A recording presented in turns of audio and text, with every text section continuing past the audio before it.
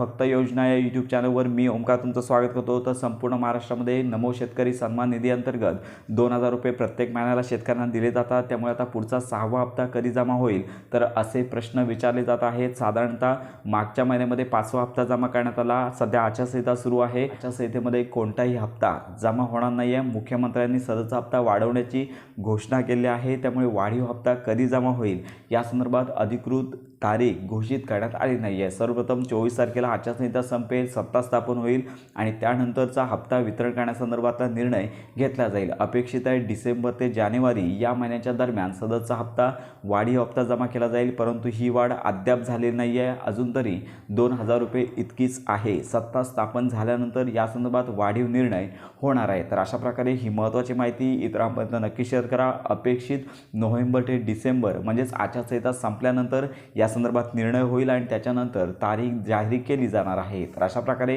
ही महत्त्वाची माहिती इतरांपर्यंत नक्की शेअर करा। योजनांसंदर्भात खात्रीशीर अपडेट्स करता आपल्या चॅनलच्या कनेक्टमध्ये राहा।